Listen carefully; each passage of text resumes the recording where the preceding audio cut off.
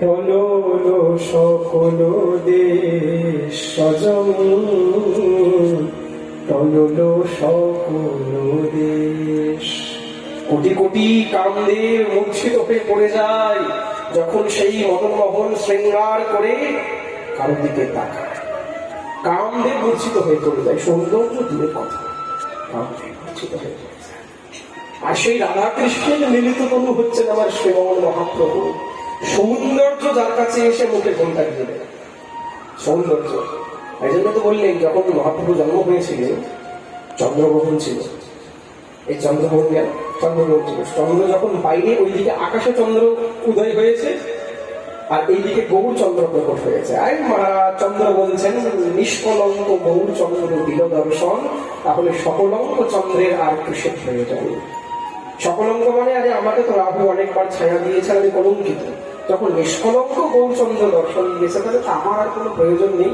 তাই বটেন মা যশোদা রাত্রিবেলা যখন কর্ণ কান অব্দি টানা চোখ, এই চোখে দিয়ে কাজল পরিয়ে শৃঙ্গার করিয়ে দোলনার মধ্যে শুয়ে দিতেন না, গোপালকে উপরে চাঁদ থাকতো, চাঁদ এত লজ্জা পেয়ে যেতেন কৃষ্ণকে দেখে সৌন্দর্যে মেঘের মধ্যে আড়াল হয়ে যেতেন, চাঁদ এত সুন্দর।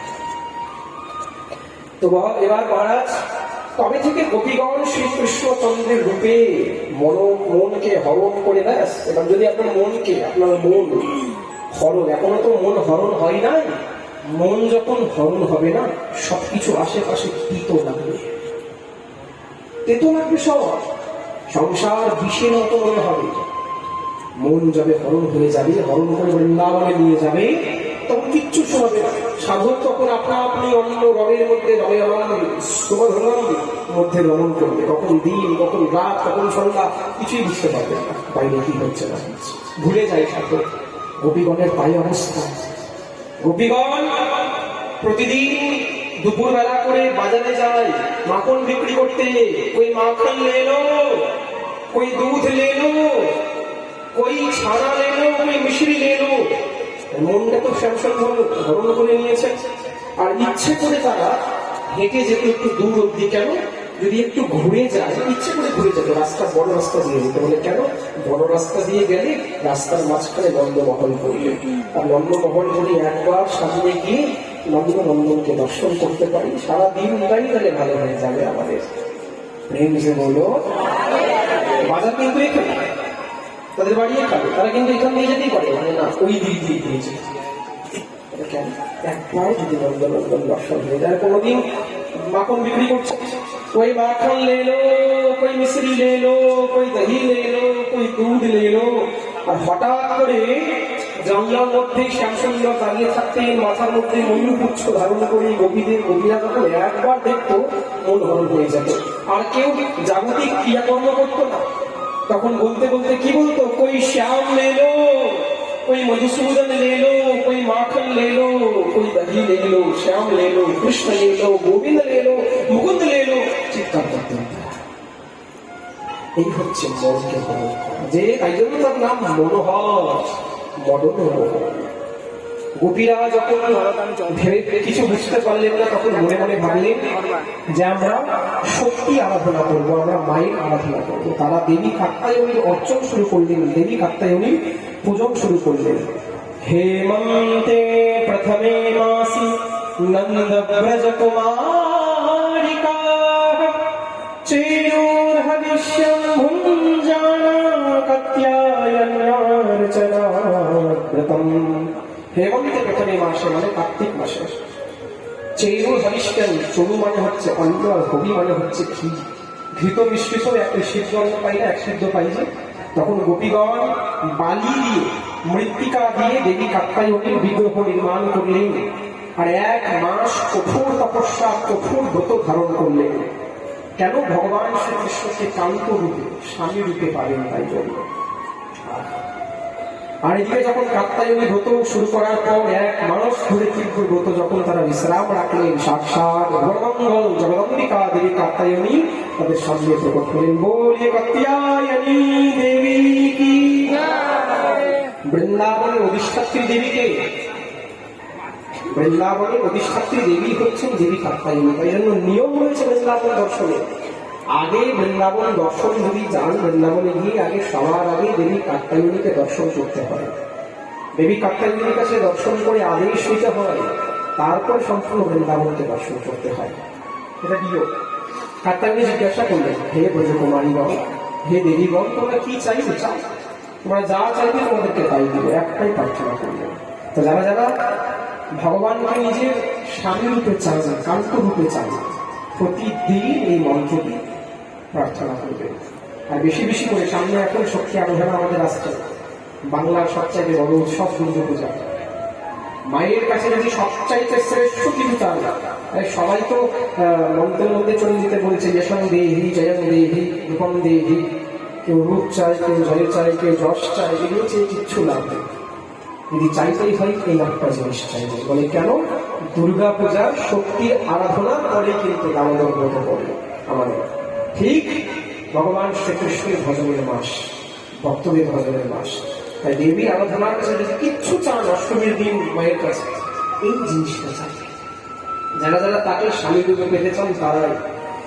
কে কাত্যায়নী মহামায়ে মহায়োগিন্যধীশ্বরী নন্দ গোপসুতং দেবী পতিং মে কুরুতে নমঃ। এই মন্ত্র কাত্যায়নী মন্দিরে যদি আপনারা যান, দেখবেন চারিদিকে এই মন্ত্র লেখা আছে। ভগবান এই মন্ত্র ভগবানের কাছে প্রার্থনা করলে ভগবান তাকে কান্ত রূপে দর্শন দেয়। মায়ের কাছে চাইবেন, কাত্যায়নী মহামায়ে মহাযোগিন্যধীশ্বরী নন্দ গোপসুতং দেবী পতিং মে, এ মানে আমার পতি, পতিং মে কুরুতে নমঃ, তাকে পতি রূপে গ্রহণ করতে চায়। কাত্যায়নী বললেন, চিন্তা করো না, তোমরা তপস্যার ফল অবশ্যই পাবে। আগামী শারদ পূর্ণিমার রাস রজনীতে সেই রাত্রি হবে ব্রহ্মা রাত্রির সমান বিরাট বড় রাত্রি। সেই দিন তোমরা ভগবান কৃষ্ণকে তোমাদের কান্ত রূপে আস্বাদন করতে পারবে। আর ঠিক সেই দিন থেকে গোপীগণ ওই রাধা রমণের মধ্যে, ওই রমণ বিহারীর মধ্যেই দিন রাত্রি রমণ করতে লাগলেন। সুহৃদৌ রমণেই রমণেই গুণেই রমণ করতে লাগলেন। অপেক্ষার সার যখন শেষ হলো, তখন সুখদেব মহারাজ রাসলীলা আরম্ভ করলেন। ভাগবতের মধ্যে রাসলীলাকে 5টি অধ্যায়ে দিয়েছেন। কয়টি অধ্যায়ে? 5টি অধ্যায়। তাই জন্য এটাকে রাস পঞ্চাধ্যায়ী বলা হয়। এই যে ভাগবতের 12টি স্কন্ধ রয়েছে, এই 12 স্কন্ধের মধ্যে রাস পঞ্চাধ্যায়ী 5টি অধ্যায় 10ম স্কন্ধে রয়েছে। তাই জন্য 10ম স্কন্ধে ভগবান, 10ম স্কন্ধকে ভগবানের হৃদয় বলা হয়। আর এই 10ম স্কন্ধের মধ্যে যে 5টি অধ্যায়, ওই 5টি অধ্যায়কে ভগবানের হৃদয়ের প্রাণ বলা হয়। কেন? এখানে গোপী তত্ত্বের প্রকাশ হয়েছে, রাস হয়েছে। কে ভগবান পিতা রাত্রি শরদোত ফুল্ল মল্লিকা বিক্ষরন্তুম মনশ্চক্রে যোগ মায়ামুপাশ্রিতঃ। ভগবান পিতা রাত্রি, ভগবান অপি, ভগবান হয়েও সেই রাত্রির জন্য অপেক্ষা করেছেন। ভগবান হয়েও কথাটা কেন বললেন? বলে ভগবান কৃষ্ণ তো আত্মারাম, পূর্ণকাম, যার কোনো কামনা নেই, যার কোনো ইচ্ছে নেই, যার কোনো কমি নেই, যার কোনো আশা বলে কিচ্ছু নেই। সবকিছুই তো উনার, কিন্তু সবকিছু উনার হয়েও, আত্মারাম হয়েও, পূর্ণকাম হয়েও, ভগবান হয়েও সেই রাত্রির জন্য অপেক্ষা করেছিলেন। রাস কথার অর্থ কি? রসা বৈশাখ। আপনারা কীর্তনে কারা কারা রাস শুনেছেন? হাত তুলুন তো। কীর্তনে রাস কারা কারা শুনেছেন? হাত তুলুন। রাস, রাসে কি শুনেছি আমরা? কৃষ্ণ নাচে, গোপী নাচে, রাজা রানী শ্যামসুন্দরকে নাচেন।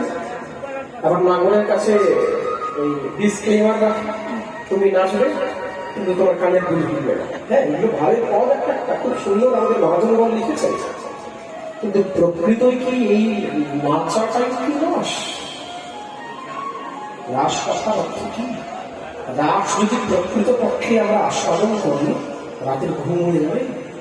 রাস যদি স্মরণ করি আমরা, রস বৈশাখ, ভগবান নিজেকে রসরাজ বলেছেন। আর মহাভাব স্বরূপী হচ্ছেন রসের ভাবের সমুদ্র করুণাময়ী রাধারানী।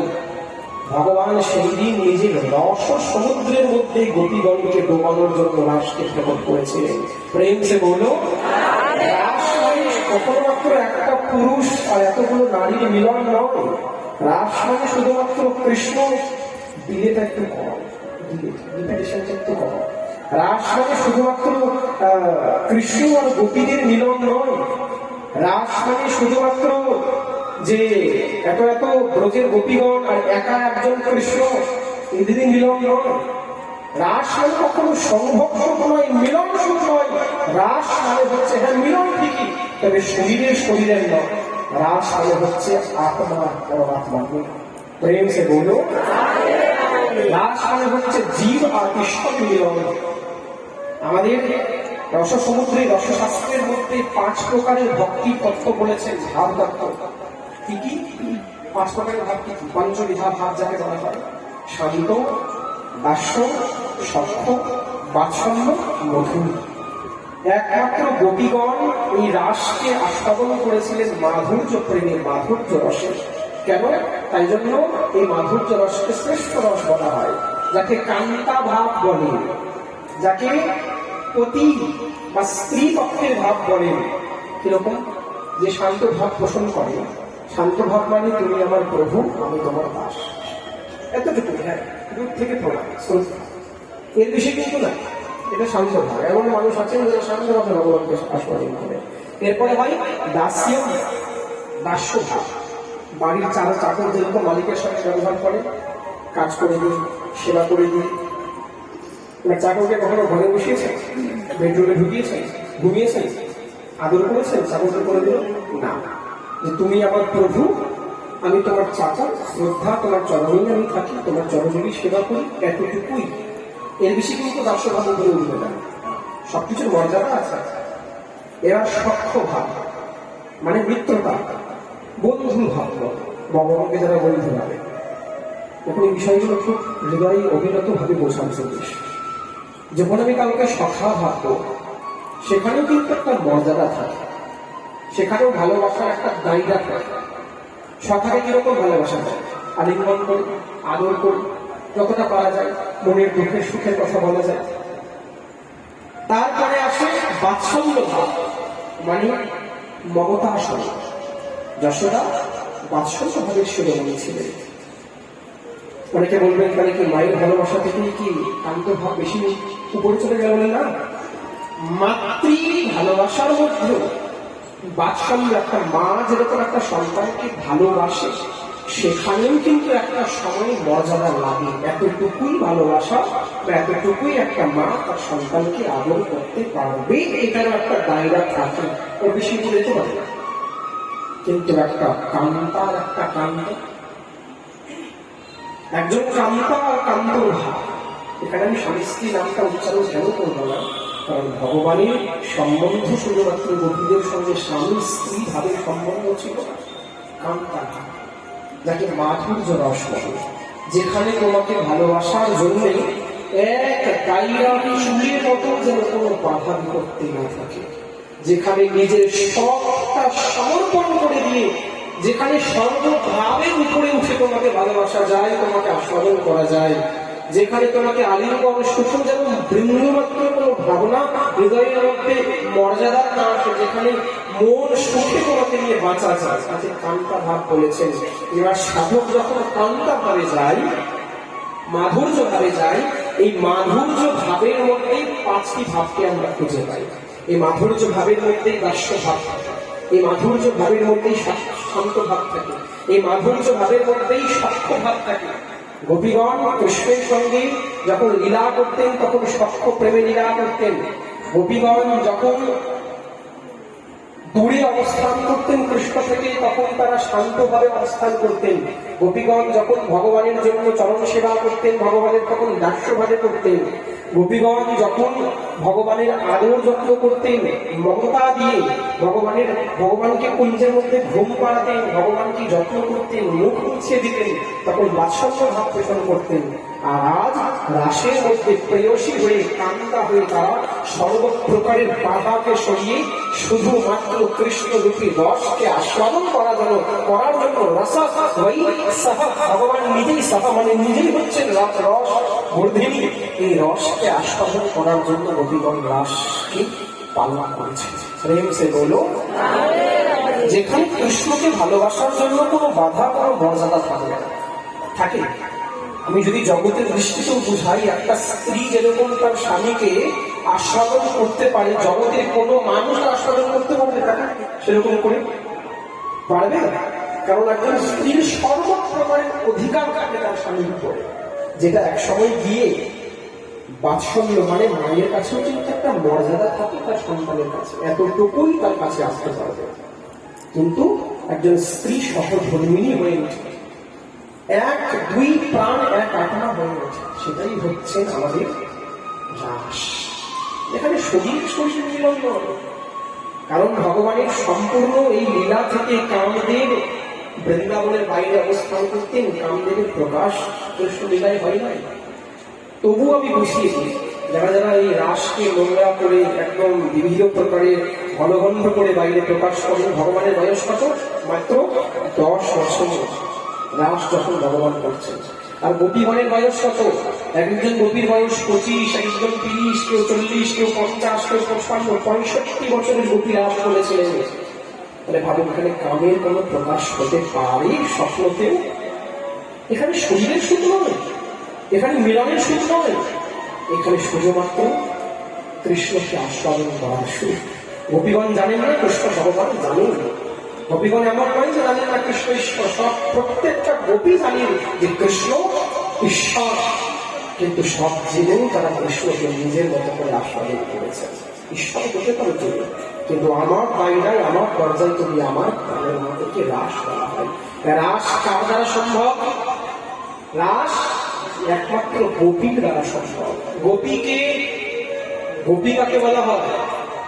গোপী মানে মায়ায় মাথার মধ্যে চুনরি নিয়ে নিলাম, গোপী ড্রেস করে নিলাম, চোখে কাজল দিয়ে দিলাম, আর একটু বৃন্দাবনে গিয়ে রিলস বানিয়ে দিলাম, বৃন্দাবনে যাউঙ্গি সখী ফির লট লাউঙ্গি।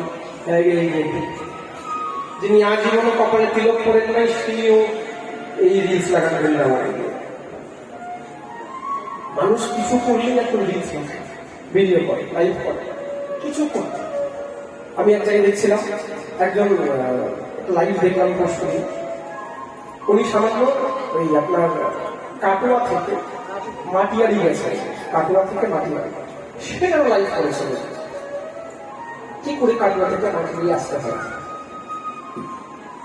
আমার তো মনে হয় যদি লাইভের জিনিসটা, এই যে এত লাইভ, এত মিডিয়া, এত ভিডিও, যদি ভগবানের সময় থাকতো, ভগবানকেও ভক্তরা নাচিয়েছে, তুমি নাচো তো তোমার রিলস বানায়, প্রেম যে বলবো।